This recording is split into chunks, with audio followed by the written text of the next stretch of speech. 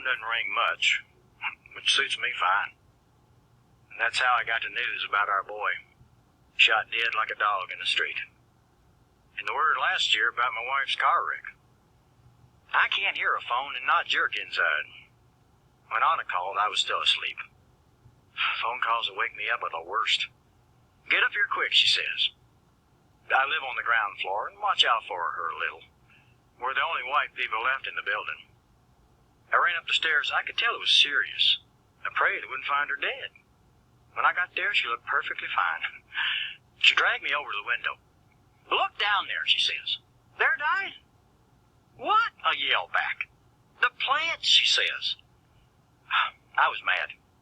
She gave me some binoculars and told me all about the Chinese girl. I found the plants and got them in focus. There's 4 of them in a row, still little. They were wilted, leaves flopping flat on the ground. What are they, she asked. Some kind of beans. I grew up on a little farm in Kentucky. But she's planted them way too early. She's lucky those seeds even came up. But they did, says Anna, and it's up to us to save them. It was a weekend in May and hot. You'd have thought that those beans were hers. They needed water, especially in that heat. She said the girl hadn't come in 4 days. Sick, probably, or gone out of town. Anna twisted her ankle and couldn't manage the stairs. She pointed to a pitcher. Fill that up and soak 'em good, quick now. School janitors take too much balsam all week to listen to an extra helping on the weekends. I stared at her one long moment, then took my time about filling the pitcher. I walked downstairs into the lot and found the girl's plants. You don't plant beans till the weather's hot. Then I saw what had kept her seeds from freezing. The refrigerator in front of them had bounced the sunlight back on the soil, heating it up like an oven. I bent down and gave the dirt a feel. It's hard-packed and light-colored. I studied the plants.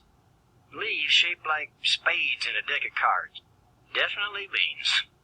I scraped up a ring of dirt around the first plant to hold the water and any rain that fell. I picked up the pitcher and poured the water slowly. Then I heard something move and spun around. The girl was there, stone still 10 feet away, holding her own water jar. She hadn't seen me behind the refrigerator. She looked afraid for her life. Maybe she thought I'd jump up and grab her. I gave her a smile and showed her that I was just giving her plants some water. This made her eyes go even bigger. I stood up slowly and backed away. I smiled again. She watched me leave. We never spoke one word. I walked back there that evening and checked on the beans. They'd picked themselves up and were looking fine. I saw that she'd made a circle of dirt around the other 3 plants. Out of nowhere, the words from the Bible came into my head. And a child shall lead them. I didn't know why at first. Then I did. There's plenty about my life I can't change. Can't bring the dead back to life on this earth.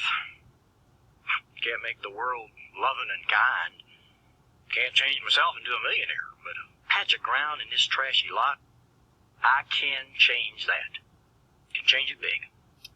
Better to put my time into that than moaning about the other all day. That little grammar school girl showed me that. The lot had buildings on 3 sides. I walked around and picked myself out a spot that wouldn't be shaded too much. I dragged the garbage off to the side and tossed out the biggest pieces of broken glass. I looked over my plot, squatted down, and fingered the soil a while. That Monday, I brought a shovel home from work.